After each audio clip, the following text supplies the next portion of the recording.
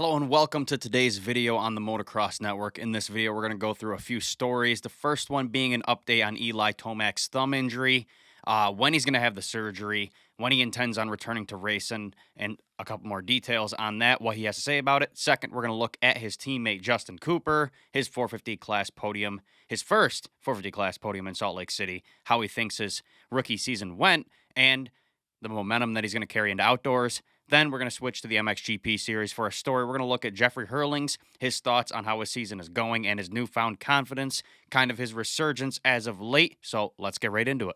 All right, we're going to start with Eli Tomac, Monster Energy Star Racing Yamaha rider. Eli Tomac has had an up and down year in 2024, that's for sure. But with all things considered, his Achilles injury from last year, that recovery, and then his minor ankle injury that he had mid-season, I think with all that considered, his performances weren't all that bad. With how deep the field was this year, I don't think any of us thought that he would be a top guy. He definitely wasn't. Yes, he had some great rides, notably his win in the St. Louis Triple Crown. Now, he didn't 100% win it. He kind of won it by default with all the penalties, but he still won it. That's all that matters. He also had 5 podiums throughout the year. Again, impressive, but not the Eli we knew. Unfortunately, inconsistency is what bit him points-wise. He still finished 4th in points even after missing the final round in Salt Lake City, though this finish is partially due to multiple top riders who were ahead of him in points earlier in the year getting injured. So that kind of helped him. But hey, that's a sport. Staying healthy is key and part of it, and other guys couldn't do it. Eli did, so he got the better of him.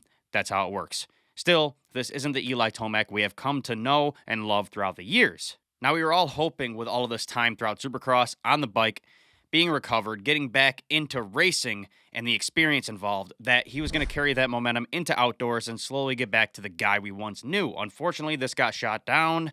Yamaha announced last week that he would miss the Supercross finale in Salt Lake and roughly half the Pro Motocross series due to a thumb injury he sustained in Denver. So what are the details of his injury? I'm sure you've heard so far, because I'm doing this a little late because I wanted to wait to hear what he had to say. But it looks like he broke the base of his thumb. It's known as a Bennett fracture, right at the base, kind of the, I don't know what you want to call it, the knuckle right there, kind of right there. Anyway, originally when he got the scan done at the Alpine Stars medical crew on track, they didn't see anything, but upon later review at a hospital, he got an MRI and they found the fracture. So what is the recovery timeline for an injury like this, you may ask? Well, according to PubMD, it can take anywhere from 4 to 8 weeks, but even with the surgery, there can be a feeling of weakness for up to 6 months, which could potentially cause trouble for Tomac upon his return this summer. Tomac said in a recent interview with Eric Johnson of Racer X that he will be getting surgery this Monday, and they expect him to be able to race in about 2 months. Here's what Eli had to say regarding this injury, the recovery, and his overall view of how his season went. I do have to wait it out now. So I'm getting this fixed on Monday. That's as soon as they could get me in to fix this thumb issue. I guess the only positive outlook to all of this is it won't be as long of a recovery as, say, my Achilles or my shoulder injuries. So I think I'll be back around the 2-month mark. They said that I have to have pins in for 6 weeks, and then they pull it, and then basically you just have to let the wound heal. That's when I can get back to riding. I envision myself back in 2 months or somewhere along that time frame, and that puts me somewhere in the middle of the motocross season. If I can get a few of those rounds in and then really be strong for the SMX, that would be another successful comeback in my eyes. I'm not out the whole year, and I've got something to go for, you know. And that's just trying to get back healthy, and I know I can get back to racing before we round out the year. And it has been a good year. It was solid. Of course, I wanted more, and I wanted to be closer to the championship run, but at the same time, I have to have realistic expectations from what I came back from. So I would consider it solid up to this point with a win in there. That was my goal number 1 in coming back from my Achilles injury, and I accomplished that. Yeah, I wanted to be in the points race. I missed that a little bit. I don't know. I'd rate the season an 8 out of 10. 10 out of 10 would have obviously meant winning the championship. But I got that one goal of winning the race and was able to make a successful comeback. The Achilles injury was really a horror story, and it can be for most people.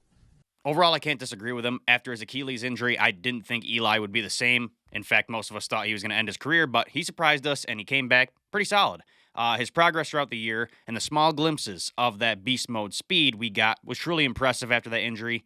It sucks to see him having to miss half of the Pro Motocross series. I was really looking forward to seeing what he had in the great outdoors.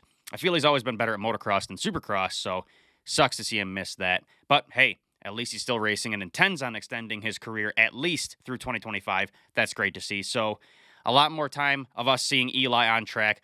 We're wishing you the best, man, and hope to see you lining up against Jett, Hunter, and Chase later this summer. We're wishing you a speedy recovery and can't wait to see you back, man.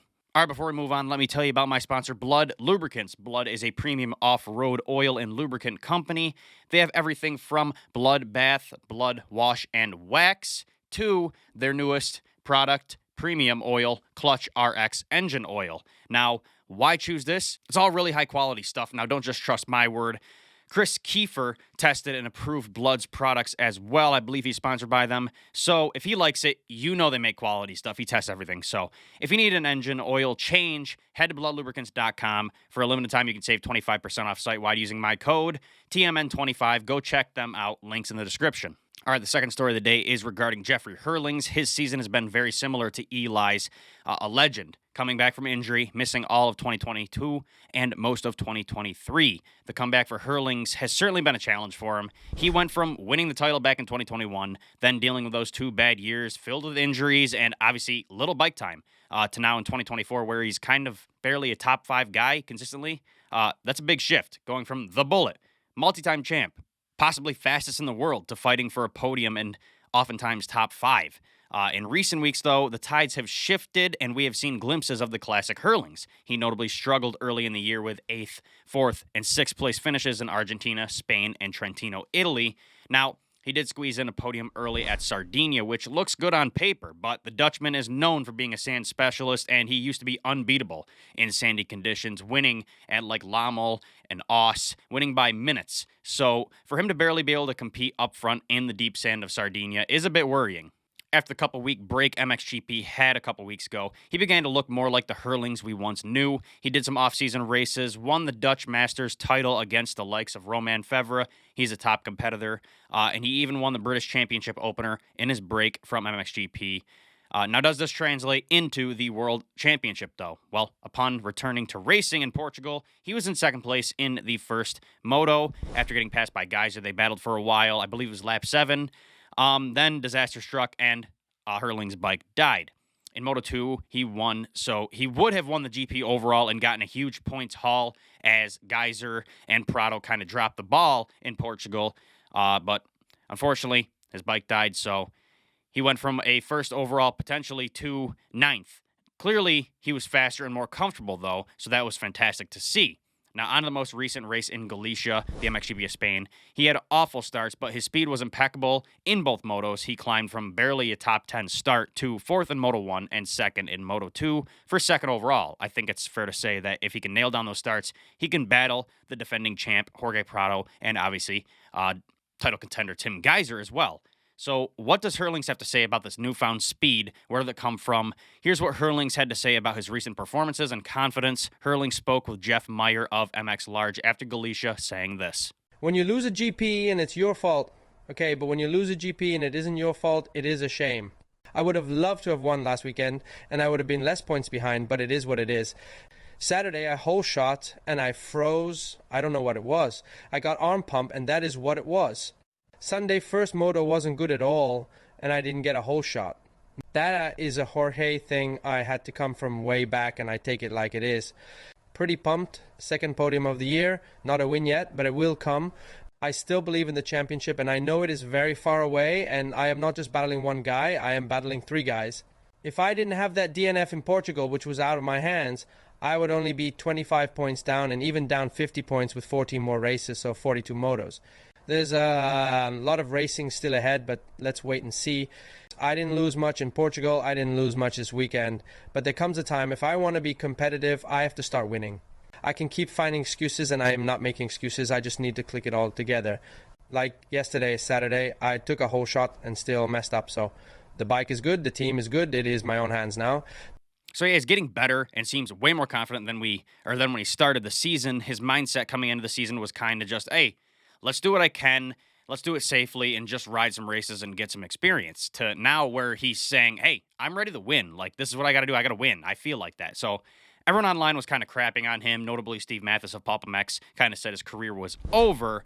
But when you basically miss 2 full seasons of racing, have almost no time on the bike, and then you have to come into 2024 on a completely different machine than what you won on in 2021, what do you expect of him? It's going to take time. He just needed to get back, learn the bike, get used to it, get back in shape, and get comfortable, and his recent performances show that. So what do you guys think? Will Herlings continue this momentum and win some races this year? Can he compete against the likes of Prado and Geyser for the title? Let me know your thoughts in the comments down below.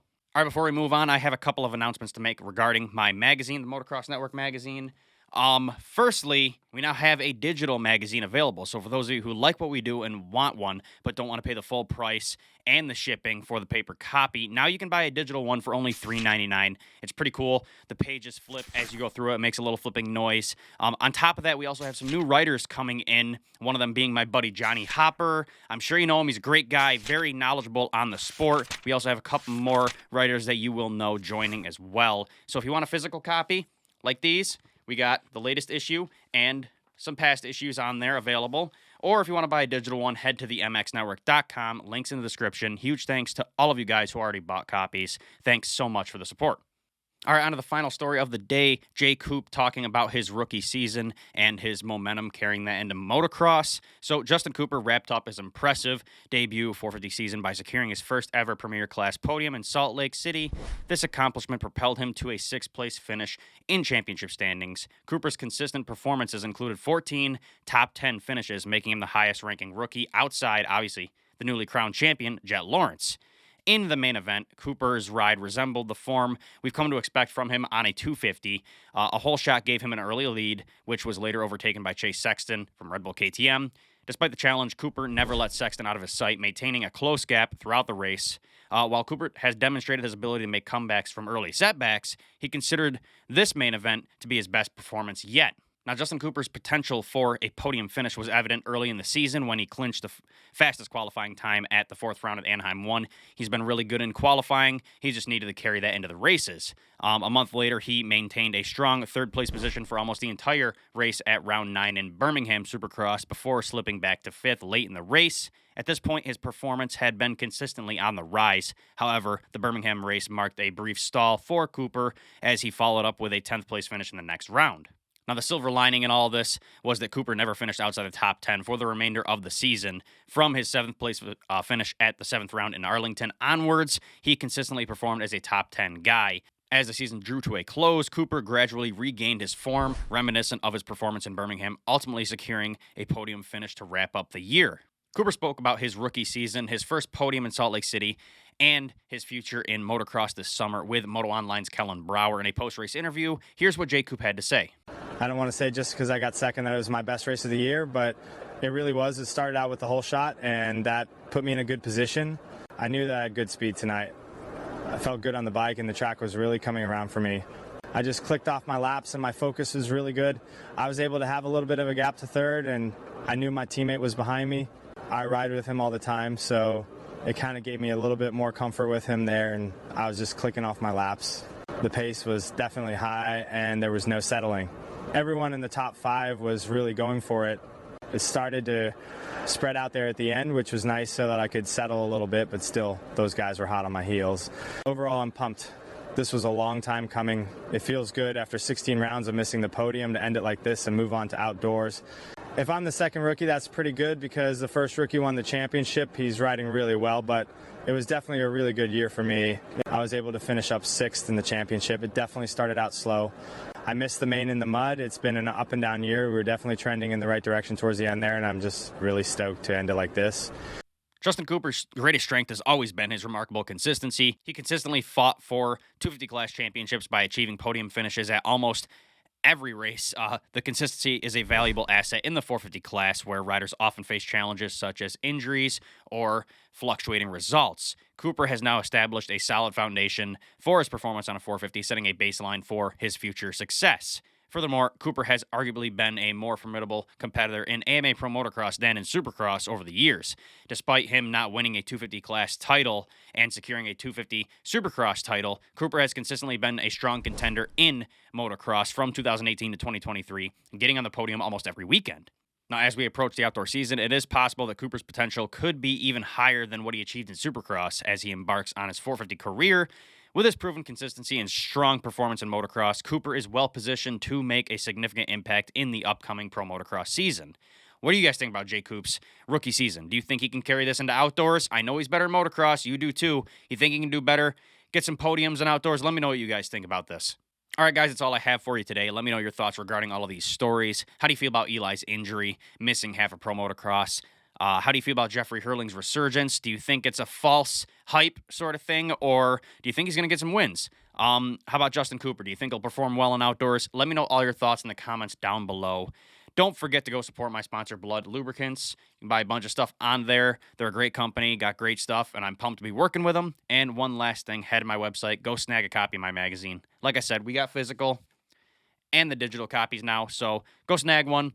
Thanks for the support, and yeah, links are in the description for all of that. Anyway, thanks for watching, and I'll see you guys in the next video.